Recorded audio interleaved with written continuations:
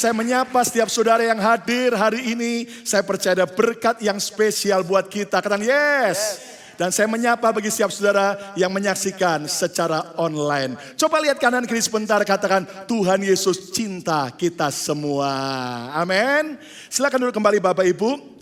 Dan kita banyak terus belajar bulan ini where to lead. Kemana Tuhan mau kita melangkah. Kemana Tuhan memimpin kita. Dan kemana kita harus membawa orang lain. Dan kita sudah belajar, saudaraku, bahwa setiap pengaruh yang Tuhan beri buat kita, mari kita gunakan dengan cara yang benar.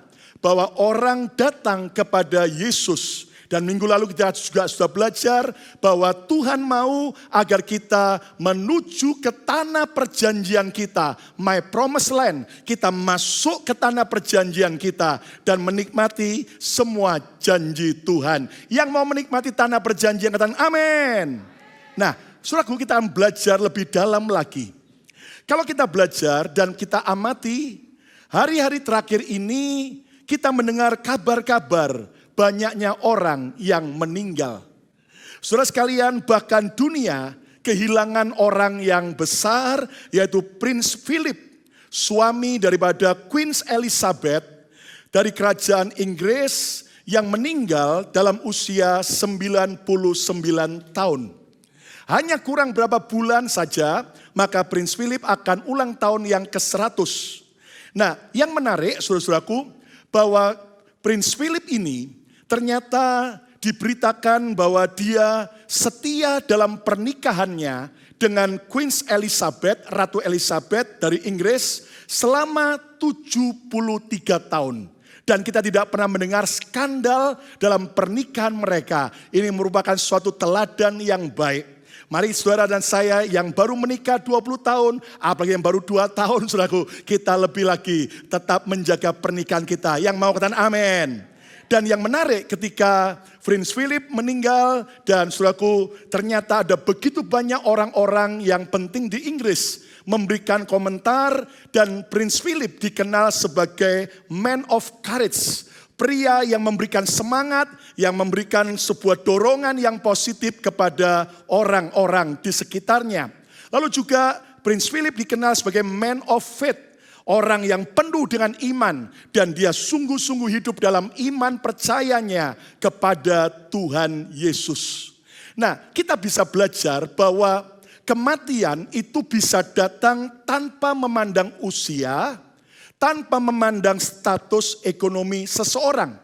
Lihat bagaimana Prince Philip ada di istana Buckingham yang ada di London, Inggris, tetapi juga ketika kematian datang menjemputnya, tidak seorang pun berkuasa menahannya. Nah, saudara sekalian, yang penting itu bukan berapa lama kita hidup, tetapi berberapa bermaknanya kehidupan kita. Setuju katakan yes. Nah, saya tertarik untuk kita belajar hari ini dari kehidupan seorang raja Yehuda di Israel. Mari kita lihat dalam 2 Tawarik 21 ayat 18 sampai ayat 20. Setelah semua kejadian itu, Tuhan menghukum Yehoram dengan penyakit usus yang tak dapat sembuh. Kalau Anda baca ayat sebelumnya nanti Anda akan semakin jelas. Raja Yehuda yang bernama Yehoram, ucapkan bersama saya keras, Yehoram. Saudaraku, dia mengalami penyakit usus yang tak sembuh-sembuh. Dipercaya ini adalah kanker usus.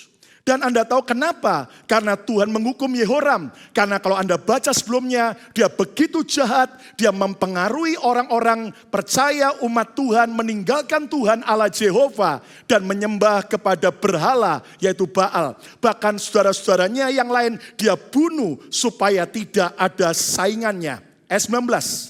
Selama hampir 2 tahun, penyakit itu semakin parah sampai akhirnya dengan sangat menderita ia meninggal.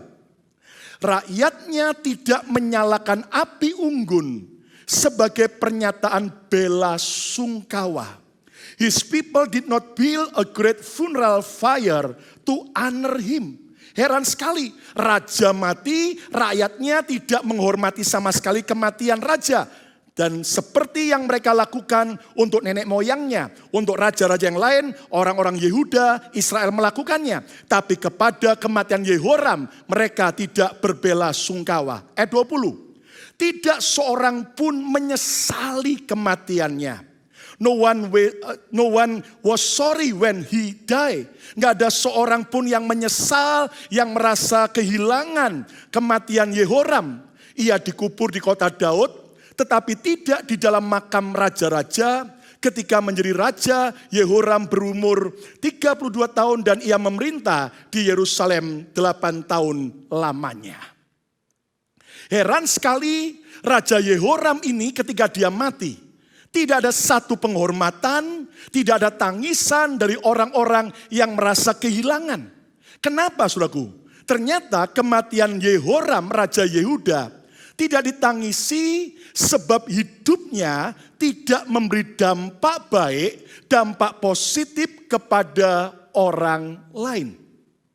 Dan coba sekarang kita bandingkan dengan tokoh Alkitab yang lain di Perjanjian Lama, di Perjanjian Baru ketika orang ini mati. Lihat Kisah Rasul 9 ayat 36 sampai ayat 40. Di Yope, kota Yope Israel, ada seorang murid perempuan bernama Tabita. Ucapkan dengan keras, Tabita. Dalam bahasa Yunaninya Dorcas. Perempuan itu banyak sekali berbuat baik dan memberi sedekah. Ayat 37. Tetapi pada waktu itu ia sakit lalu meninggal.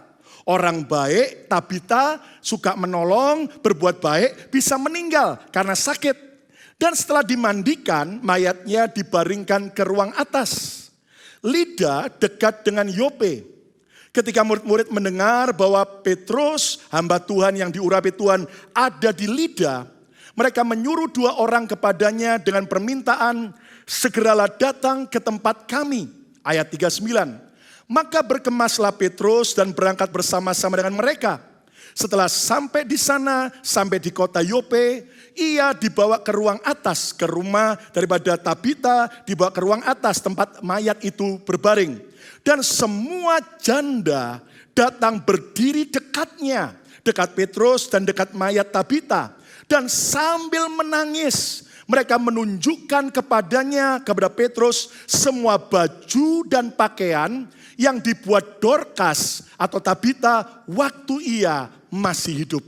Tabita murid Yesus yang sederhana, tidak sekaya Yeroham, tapi ternyata lihat kematiannya ditangisi dan orang-orang menunjukkan kebaikan baju-baju yang dibuat oleh Dorcas atau Tabita selama hidup. Ayat 40. Tetapi Petrus menyuruh mereka semua keluar, lalu ia berlutut dan berdoa. Kemudian ia berpaling ke mayat itu dan berkata, Tabita, bangkitlah. Lalu Tabita membuka matanya. Dan ketika melihat Petrus, ia bangun lalu duduk. Sebuah catatan Alkitab yang berbeda jauh sekali. Ternyata kematian Tabita ditangisi oleh banyak orang sebab hidupnya berdampak baik, berguna bagi banyak orang.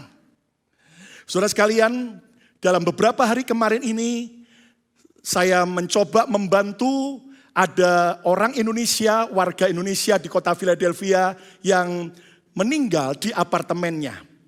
Dan saudara, kami coba tolong apa yang kita bisa lakukan dari semua pengurusannya sampai saudaraku kemarin sudah ada ibadah penghiburan, kremasi dan kita bersyukur bahwa ada orang-orang yang begitu baik akhirnya mensupport untuk biaya kremasinya dan akan ada kelebihan dana yang sedang kita atur dengan baik dan kita akan kirimkan kepada orang tuanya di Indonesia.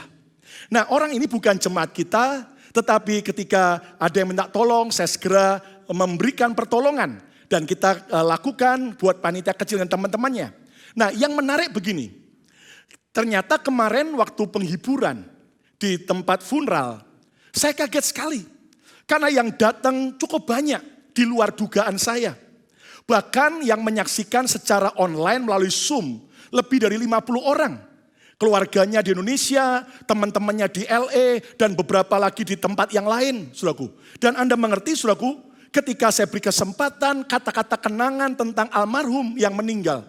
Ternyata ada banyak sahabat-sahabatnya yang cerita tentang hal-hal baik sampai mereka nangis, saudaraku. Dan betul-betul saya tersentuh. Kenapa? Karena berarti orang ini selama dia hidup telah berdampak kepada banyak orang. Sehingga waktu dia mati di masa pandemik ini, saudaraku, orang masih tetap mau datang dalam sebuah ibadah penghiburan. Beda sekali dengan kematian seorang tua di sebuah kota.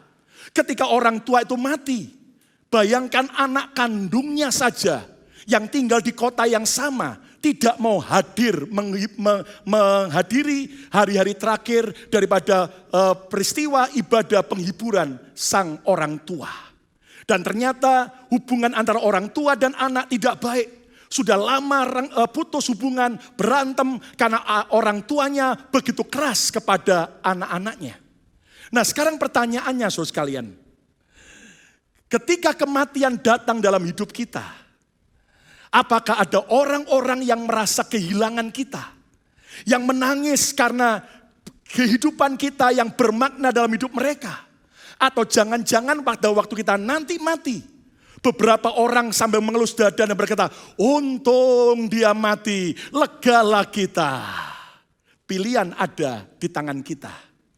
Saudara, seandainya jika saya lagi khotbah, di mimbar ini ada begitu banyak barang-barang penting yang ditaruh di sini. Semua ada tujuannya. Tapi kalau seandainya ada saudara mengambil satu botol air minum saya, jelas saya akan merasa dirugikan karena saya perlu minum. Sebentar, saya benar-benar perlu minum. Saudaraku ya. Ya, nah, daripada diambil sama Avandi, saya minum dulu.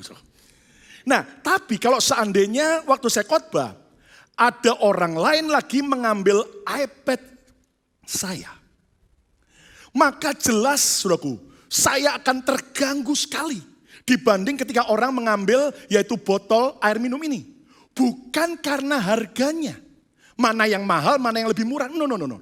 Tapi Anda tahu kenapa bagi saya iPad ini lebih penting daripada air ini. Karena di iPad ini, inilah catatan khotbah saya. Dan kalau lagi saya khotbah ada yang mengambil iPad saya harap yang ngambil itu yang menggantikan saya khotbah. Kenapa? Karena ini adalah penting karena catatan khotbah saya. Nah, saudaraku, hal yang serupa ketika kita berpulang ke rumah Bapa di sorga. Hidup kita di botol ini, orang cuma bilang, ya dia mati. Ataukah orang akan merasa kehilangan karena hidup kita telah berguna bagi mereka. Sekali lagi, bukan soal panjangnya usia seseorang yang penting. Tapi bagaimana kita menghidupi hidup ini, itu yang jauh lebih penting. Yang setuju, beri tepuk tangan yang meriah bagi Tuhan Yesus. Judul khotbah saya hari ini adalah Impactful Life.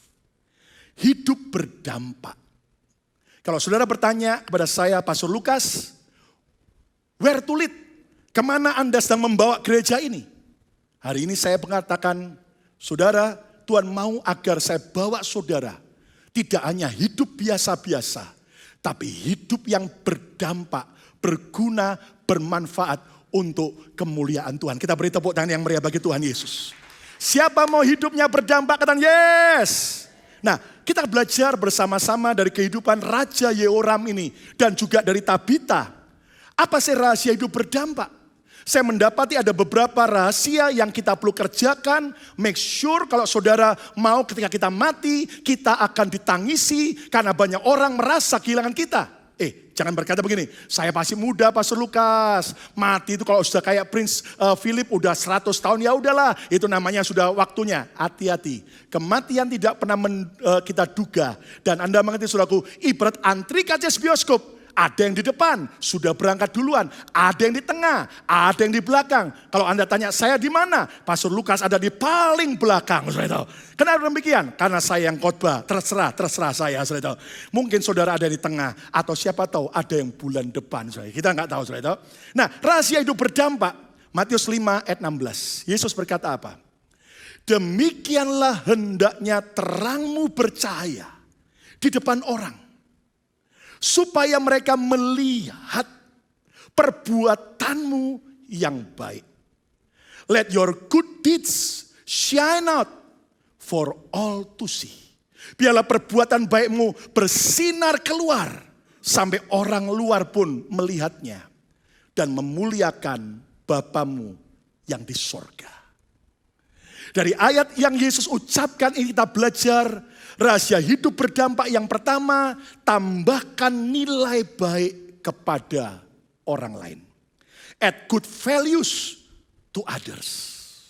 Adding value, menambah nilai yang baik kepada hidup orang lain. Yehoram sibuk membunuh saingannya, serta menjerumuskan orang Yehuda untuk meninggalkan Tuhan dan menyembah berhala. Berbeda dengan Tabita. Selama Tabita hidup, dia sibuk menolong orang lain melalui perbuatan baiknya. Dia bisa menjahit, dia buatkan baju-baju bagi para janda-janda yang miskin. Nah, saudara sekalian, lihat bagaimana dengan hidup kita selama ini. Apakah kita telah menambahkan nilai baik kepada orang-orang di sekitar kita? Ataukah justru kita menambah nilai yang buruk kepada orang-orang di sekitar kita?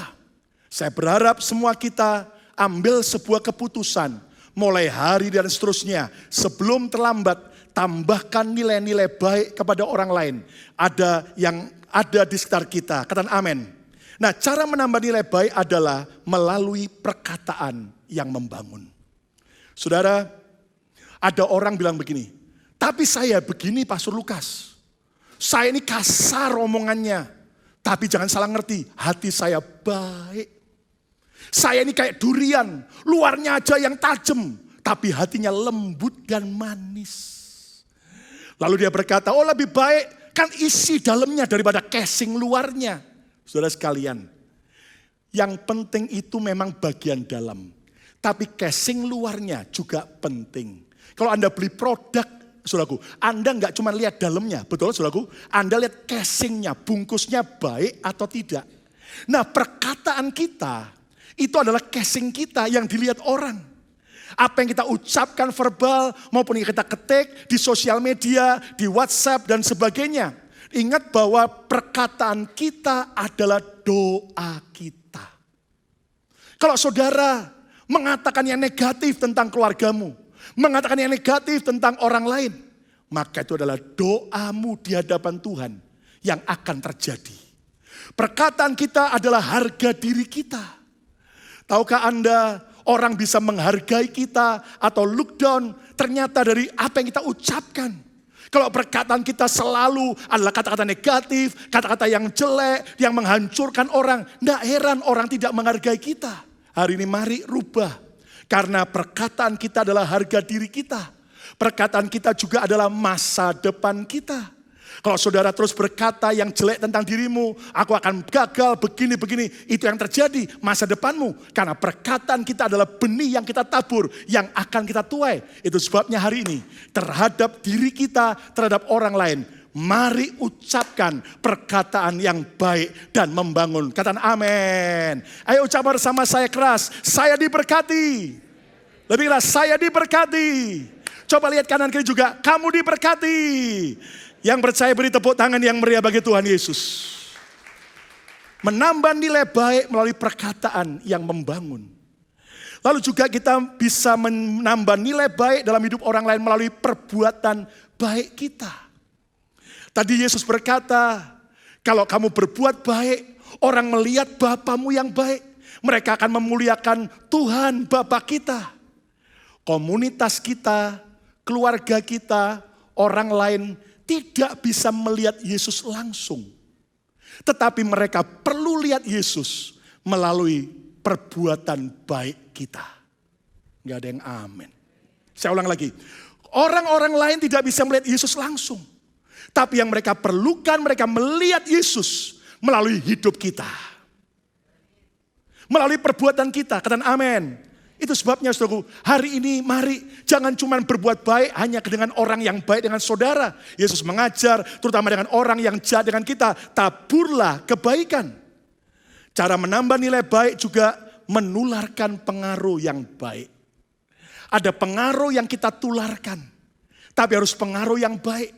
Pertanyaannya, selama ini kita menjadi provokator atau motivator? Selama ini saudara dan saya menjadi problem solver, penyelesai masalah, atau kita menjadi troublemaker? Nah, saya berdoa biar semua kita belajar hari ini. Aku tidak lagi mau menambah nilai yang buruk kepada orang lain, tapi aku mau menambah nilai yang baik melalui perkataanku, melalui perbuatan baikku, bahkan pengaruh-pengaruh yang aku berikan, yang mengertikan yes. Nah, saudara sekalian, percayalah ketika kita belajar menambah nilai baik kepada orang lain, maka yang diuntungkan bukan cuma orang lain dan bukan cuma kepentingan Tuhan, tapi juga diri kita. Dan prinsip ini kalau saudara terapkan, saudara akan bisa lihat hasilnya bukan cuma dalam hal rohani, tapi juga dalam hal keluarga kita, dalam pekerjaan, bisnis, sekuler kita. Kalau Anda menambah nilai baik, hidupmu akan semakin luar biasa. Saya beri sebuah kisah nyata. Ada seorang pelari amatir di kampusnya bernama Phil Knight. Phil Knight ini, saudaraku, seorang pelari yang amatiran, gak pernah terkenal dan tidak pernah menang dalam kejuaraan lomba lari. Tetapi sebagai seorang pelari amatiran, Phil Knight ini saudaraku punya sebuah kebutuhan sebagai seorang pelari. Apa yang dia butuhkan? Sepatu yang enak untuk dia pakai berlari. Dan dia menyadari semua pelari membutuhkan sepatu yang paling ringan, tahan lama, dan paling enak dipakai untuk lari. Dan Anda tahu dia mendengar kabar bahwa di Jepang itu ada produk sepatu yang sangat baik, ringan dan pengerjaannya perfect. Akhirnya Phil Knight juga melihat pelatih larinya di kampus bernama Bill Bowerman, yang seringkali menolong anak buahnya, pelari-pelari yang lain, karena sepatunya kurang enak untuk lari, maka pelatihnya ini Bill Bowerman memotong-motong sepatu anak buahnya, lalu dijahit lagi sampai nyaman dan ringan untuk lari. Nah, Phil Knight yang tahu pelatihnya Bill Bowerman ini akhirnya mengajak kerjasama. Dan untuk memulai bisnis sepatu dengan pembagian saham 51% bagi Phil Knight dan 49% bagi Bill Bowerman. Dan Anda tahu akhirnya Phil Knight menabung dan akhirnya dia pergi ke Jepang. Singkatnya, dia akhirnya membawa produk Jepang itu masuk ke Amerika. Dan itulah sepatu Onitsuka Tiger yang akhirnya dipasarkan oleh Phil Knight dan pelatihnya. Nah, Anda tahu akhirnya semakin berkembang. Kenapa? Karena akhirnya mereka mulai mengetahui bahwa sepatu seperti ini yang enak untuk lari. Sampai akhirnya semakin berkembang, maka Phil dengan sang pelatihnya mengajukan usulan-usulan perbaikan sepatu desain dan akhirnya mereka melakukan sebuah rebranding. Mereka menghentikan mengimpor sepatu dari Jepang dan mereka membuat sepatu sendiri dan akhirnya dunia mengenal merek sepatu yang mereka buat adalah Nike. Dan Anda tahu sepatu Nike sampai hari ini mendunia. Bahkan ada sampai beberapa jenis sepatu Nike. Satu pasang harganya sampai ribuan dolar. Kenapa? Karena sangat disukai orang sehingga langka. Dan Anda tahu Phil Knight akhirnya sukses. Karena dia mengerti kebutuhan para pelari yang lain. Dan dia menjawab, dia menambah nilai yang baik. Dan Phil Knight dalam puncak kesuksesannya dia berkata, "Life is growth. You grow or you die." Hidup adalah pertumbuhan. Kamu mau terus bertumbuh atau kamu akan mati. Dan Anda mengerti, sepatu Nike akhirnya terus bisa bertumbuh dengan berbagai jenis. Kenapa? Karena pemiliknya terus mau menambah nilai positif kepada customernya. Hal yang sama.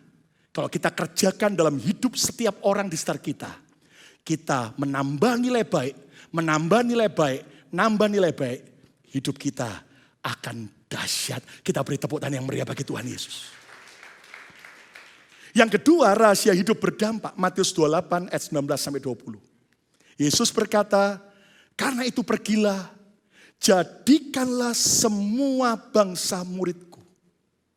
Dan baptislah mereka dalam nama Bapa dan Anak dan Roh Kudus.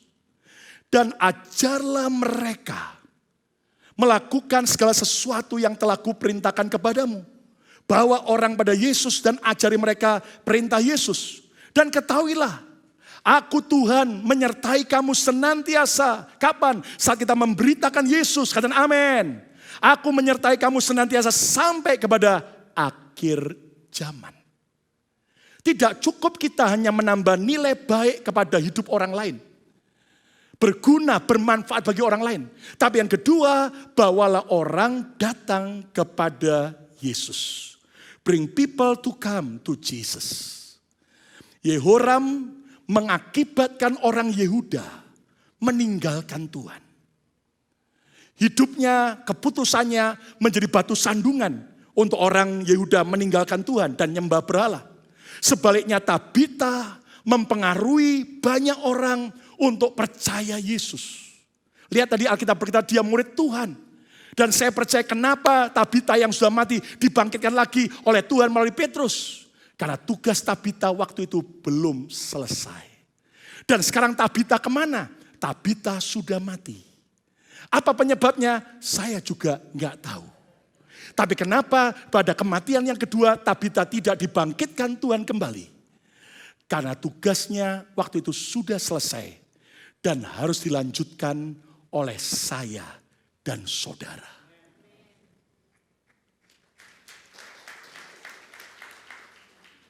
Tahukah Anda, hadiah terbesar yang kita bisa beri kepada orang lain bukan uang, walaupun penting, bukan properti, bukan barang-barang yang mahal, tapi warisan hadiah terbesar yang kita bisa beri adalah keselamatan dalam Yesus. Amin. Saudara cinta orang tua, tiap bulan Anda kasih hadiah bagus.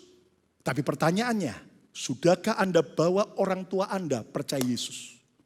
Anda cinta anak-anak, Anda berikan banyak hal-hal yang fasilitas yang baik, bagus. Tapi pertanyaannya, sudahkah kita menuntun anak-anak kita percaya Yesus? Hidup cinta Tuhan. Hidup melayani Tuhan. Bagaimana cara membawa orang kepada Yesus? Saksikan pengalaman hidup kita bersama Yesus. Saudara, jangan malu bersaksi. Ceritakan apa yang kau alami dengan Tuhan. Saya percaya Tuhan Yesus Tuhan yang dahsyat dan ajaib. Siapa percaya Tuhan kita Tuhan yang hidup dan berkuasa? Kita beri tepuk tangan yang meriah bagi Tuhan Yesus. Saudara, saya yakin saudara banyak kesaksian hidup dengan Tuhan. Katakan amin. Nah, jangan malu bersaksi itu. Saya beberapa hari terakhir diingatkan Tuhan, saksikan hambaku. Tadinya saya berpikir saya mau quiet saja. Tapi Tuhan katakan, saksikan. Anda mengerti, minggu lalu saya ceritakan bagaimana Tuhan berkati kita di tengah-tengah pandemik ini. Saudaraku, dengan cara Tuhan yang ajaib. Dan Tuhan ingatkan ketika krisis datang, jangan takut. Asal saudara hidup dengan Tuhan, dipimpin Tuhan, Tuhan bisa buat mujizat demi mujizat. Kata yes. Saudara, saya masih ingat tahun 97. Ketika saya lepaskan pekerjaan sekuler saya yang baik, saya mengabdi jadi hamba Tuhan sepenuh waktu. Saya diutus dari Surabaya pindah ke kota Makassar, ujung pandang. Gereja Betani yang ada di Makassar waktu itu belum punya gedung. Sewa hotel, sewa gedung bioskop. Mending kalau gedung bioskopnya 21. Bioskopnya bioskop film India, saudaraku. Banyak kecoaknya, banyak tikusnya, banyak tingginya. Nah, di saat itu ada satu tugas yang Tuhan taruh untuk kita bisa beli gedung gereja. Dan caranya ternyata ada, saudaraku, restoran besar yang lagi bangkrut yang dijual. Nah, saya masih ingat Tuhan tuntun kita. Dengan beberapa tim bendara, saya bilang begini, yuk gimana kalau kita tukar uang kas gereja kita. Yang waktu itu ada 300 juta rupiah. Dan akhirnya singkat kami ke Singapura, buka bank rekening di OSBC Singapura, tetap pakai nama gereja, kami tukar dari $3.000 lebih. Ya, 300 juta itu kurs dolar masih 3.000 lebih. Dan Anda tahu ternyata kerusuhan Mei 98 terjadi. Dolar Amerika dengan rupiah naik luar biasa. Singkatnya kami bisa tukar lagi ke rupiah. Dan dari 300 juta kami dapat keuntungan selisih penjualan beli itu dari kurs dolar hampir 900 juta rupiah. Segala kemuliaan bagi nama Tuhan. Dan Anda tahu dari kesederhanaan kita beli gedung restoran itu debt free, tidak hutang sama sekali. Dan Tuhan ingatkan, lihat hambaku, aku juga bisa ngerjakan hal-hal yang lebih besar.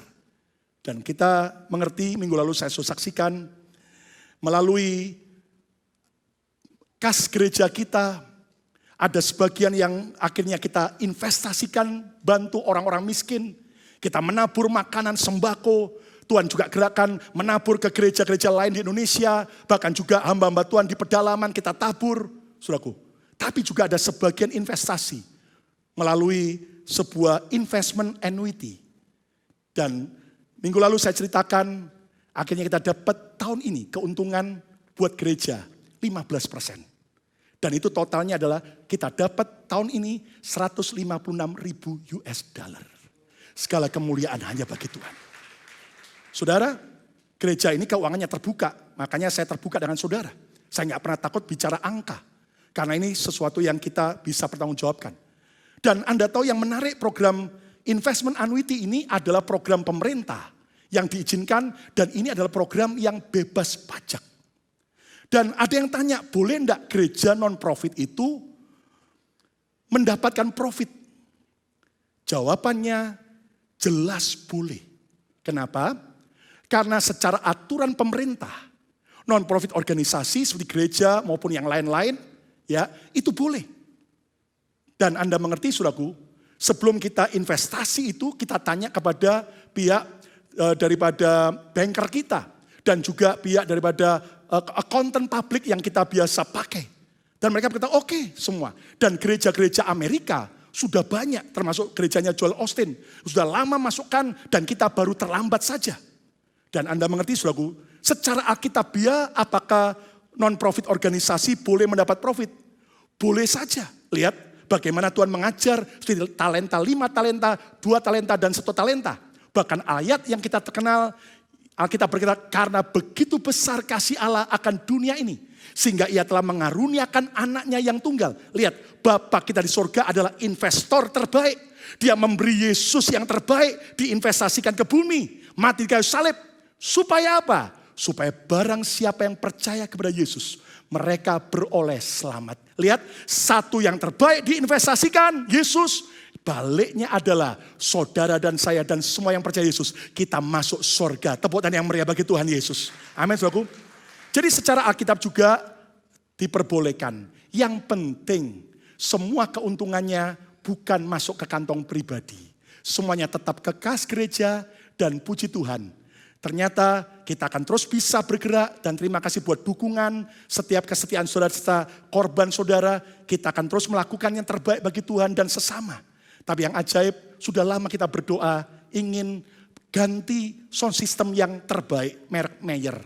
Dan Anda tahu, oleh kemurahan Tuhan, nanti dalam beberapa bulan ke depan, kita sudah ganti, dan saya tidak perlu minta persembahan khusus dari saudara. Karena Tuhan Jehovah Jireh, Allah menyediakan lebih dari cukup. Dan saya masih ingat, di awal gereja kita tahun 2002, waktu kita masih belum punya apa-apa. Ada pengurus kita berkata, Pak, itu ada sebuah keluarga pengusaha berkata pada saya punya banyak big fan, saya mau sumbang 1 big fan buat gereja. Dan saudaraku, akhirnya saya dengan istri, saya masih ingat, kami pergi ke rumah orang itu, didampingi oleh pengurus itu. Dan dengan naif sekali saya berkata, apa benar Pak, Bapak mau memberikan big fan, 1 big fan buat gereja kita? Anda tahu, mendadak orang itu berkata, siapa bilang? Saya memang pernah ngomong, tapi maaf pendeta, saya belum tergerak sekarang. Muka saya merah hijau. Dan pulang dari rumah orang itu dengan malu sekali. Dan saya bilang ini, Tuhan, aku gak mau jadi pendeta ngemis-ngemis. Nanti kalau ada apa-apa, minta satu-satu, datangin satu-satu, minta duit. No. Tuhan, kalau engkau memang Tuhan raja segala raja, buktikan kau pelihara. Saya mau tanya, saudara suka punya gembala, minta-minta terus? Atau punya gembala yang bisa kelola keuangan gereja dengan baik dan kita hidup dalam kelimpahan. Yang mau kita beri tepuk tangan yang meriah bagi Tuhan Yesus. Nah, jadi saudaraku, jangan malu bersaksi. Saya nggak takut bersaksi tentang kebaikan Tuhan. Tapi ingat, kembalikan segala kemuliaan bukan untuk diri kita, tapi bagi Tuhan. Semua karena Tuhan. Sharingkan juga kebenaran firman. Khotbah yang Anda dengar, catat, sharingkan kepada teman-temanmu, kepada keluarga saudara. Ada rekaman khotbah, share di Facebook Anda, di Instagram Anda. Itu enggak sulit. Lalu juga tuntun orang sampai bertumbuh secara rohani. Dari mereka terima Yesus, dibaptis, ke gereja dengan setia, sampai akhirnya bertumbuh rohaninya, sampai mereka melayani. Dan itulah sesuatu yang benar-benar mengubah hidup orang ketika kita membawa orang datang kepada Yesus. Yang ketiga, yang terakhir, rahasia hidup berdampak. Amsal 13 ayat 22. Orang baik meninggalkan warisan bagi anak cucunya. Ulangi lagi yuk, ini ayat sama-sama, ini ayat bagus sekali. Ucapkan sama-sama keras. 2, 3. Orang baik meninggalkan warisan bagi anak cucunya. Tetapi kekayaan orang berdosa disimpan bagi orang benar. Saudara, orang baik meninggalkan warisan bagi anak cucunya. Dan jangan langsung bicara warisan selalu artinya uang. No. Oh, warisan selalu properti. No. Tapi ada banyak hal yang kita harus wariskan. Nah, rahasia yang ketiga, hidup berdampak adalah wariskan apa yang berguna. Pass on useful inheritance. Wariskan apa yang berguna. Dan kalau Anda balik kepada Raja Yehuda Yehoram ini. Setelah Yehoram mati dan tidak ada satupun yang menangisi kematiannya. Apa yang terjadi? Kedudukan Yehoram digantikan anaknya Ahazia. Yang juga jahat di hadapan Tuhan. Bapaknya jahat, mewariskan anaknya juga jahat. Saudara, ini sesuatu yang menyedihkan. Mari hari ini, kita tidak bisa mengubah masa lalu kita. Kalau orang tua kita, nenek moyang kita pernah mewariskan hal-hal yang buruk. Kita nggak bisa mengubah itu. Yang kita bisa ubah mulai hari ini dan generasi selanjutnya. Pastikan saya dan saudara hanya mewariskan apa yang baik. Tepuk tangan yang meriah bagi Tuhan Yesus. Jangan sampai bapaknya pezina, mewariskan yang buruk juga anaknya raja zina. Bapaknya penjudi, anaknya malah raja judi. Jangan. Mari kita wariskan apa yang baik. Yehoram ini digantikan oleh anaknya Ahazia yang sangat jahat sekali. Dan ini sesuatu yang kita tidak boleh ulangi. Bagaimana cara mewariskan apa yang berguna? Persiapkan generasi penerus dengan baik. Terutama keluarga kita. Saudara, investasi terbaik bagi generasi penerus kita bukanlah barang, bukanlah kekayaan, tapi cinta dan waktu. Gak ada yang amin. Warisan yang terbaik yang kita bisa berikan adalah cinta dan waktu. Ada seorang anak yang akhirnya dimarahi sama papanya. Saya ini sudah kasih kamu ini, itu. Kamu perlu apa? Saya udah berikan ini, itu, dan sebagainya. Kita ajak ke tempat ini, itu. Kenapa kamu masih terus gak hormat sama papa? Anda tahu jawaban anaknya? Anaknya teriak dan berkata, Papa, aku gak butuh semua barang-barang itu. Yang aku perlukan adalah cinta papa. Dan perhatian dan kasih. Dan waktu papa. Papa cuma sibuk kerja. Papa cuma sibuk untuk yang lain. Papa cuma sibuk gadget. Tapi papa tidak pernah memberi cinta dan perhatian dan waktu buat kami yang di rumah. Saudara, mari kita belajar. Jangan sampai kita menyesal. Harvard University di Boston, Amerika membuat sebuah survei. Anak yang bertumbuh kurang kasih sayang, maka 5 kali kecenderungannya anak itu akan mengalami problem gangguan mental. Saudara, hari ini persiapkan generasi penerus kita dengan baik. Ingat, prioritas utama Tuhan nomor 1. Nomor 2 keluarga. Nomor 3 barulah pekerjaan, karir kita termasuk pelayanan. Jangan korbankan keluarga demi pekerjaan atau pelayanan kita. Tapi jangan saudara berkemudian berkata, udah kalau gitu family time aja. Nggak usah pelayanan, nggak usah kerja. Itu juga salah. Tapi tetapkan prioritas yang benar. Sehingga saudara mewariskan warisan yang baik. Berikutnya, bangunlah sesuatu yang berguna bagi banyak orang. Kira-kira apa yang Anda bisa tinggalkan kepada banyak orang berguna. Pada waktu kita mati, orang mengenang kita, wow, dia orang yang begini. Karena berguna bagi banyak orang. Dan jadilah sumber inspirasi bagi generasi, dari generasi ke generasi. Saudara, dunia tidak kekurangan orang sukses. Dunia tidak kekurangan orang pandai. Yang dunia kurang adalah orang yang bisa jadi teladan yang baik. Pertanyaannya, sudahkah kita jadi teladan yang baik? Saya sedih ketika ada jemaat kita yang terpaksa pulang ke Indonesia for good. Akhirnya dengan linangan air mata dia telepon saya dan berkata, Pastor Lukas, saya coba cari gereja lain di Indonesia.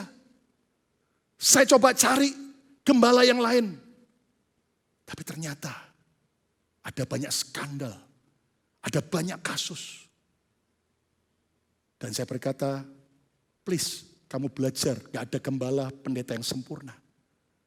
Tapi kalau Tuhan taruh kamu di sana, doakan tolong dia. Dari setiap kelemahannya.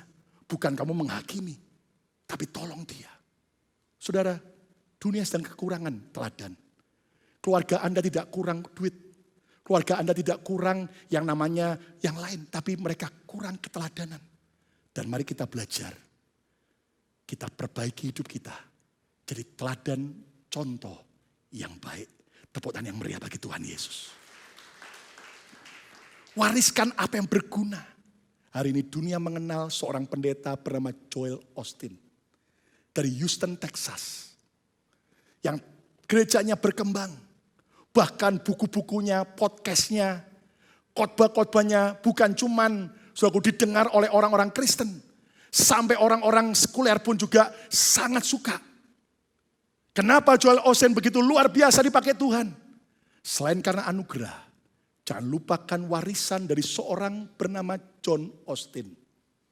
Dialah ayah kandung daripada Joel. Seorang hamba Tuhan yang memberi teladan. Mewariskan hal yang baik kepada Joel.